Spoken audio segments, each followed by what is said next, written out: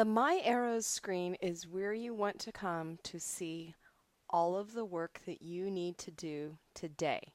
If there was work that you didn't finish from yesterday or the day before, it will still be on your Aeros list. Aero does not email you notifications of when you have work to do. So what you need to do when you are an Aero user is log in every day and come to your My Aeros list to see what you need to do. There's a lot of information on this screen. There's a screen options menu on the My Aeros screen that has some choices of things you can do, starting a new task, adding an email or a note. You can also refresh your list. And if you're using the Google integration, you can check your email and refresh your list. The different icons that you see on the left of this screen represent the different categories of arrows. These little aeroplanes are tasks. The little envelope is an email. There's a clock that represents appointments. And sometimes you'll see this little I, which means that there is a note or a memo. In the next column over, you'll see the start date, and that is the date that was first assigned to you to do. Some of the tasks might also have a due date listed below the start date. That means that you have a window of time in which to do that task. In addition, there is often a start time and there is an estimated duration of the task. How long the firm thinks this task should take you.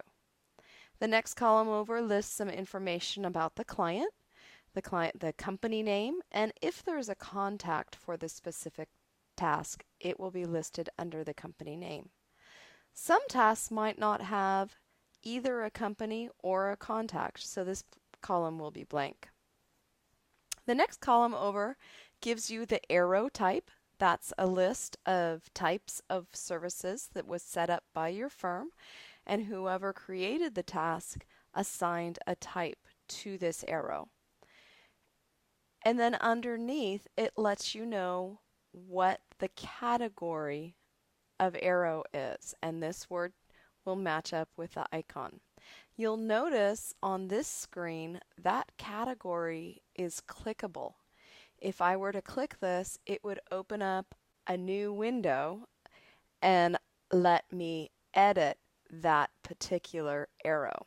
Some of these category links have an asterisk next to it. That means that this particular arrow is an occurrence of a master arrow, a recurring task. The next column over is the subject, so it's a brief description of what the arrow is, what it's going to do. If there is something listed in the comments box in that arrow, if you hover your cursor over the subject, it's going to bring up all of the information that's in that comment box. So depending upon what was put in there, you might be able to preview what the arrow is about before you click to accept it. And then the final column is the priority and status column.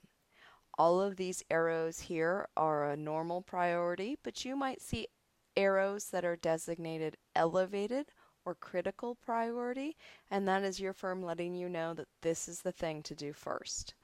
And then the status. The statuses in the arrow are hard-coded, and so the status can be either not started, deferred, or in progress on your arrow list. There is also a status of completed and canceled, but you would not ever see a completed or canceled arrow on your arrow list.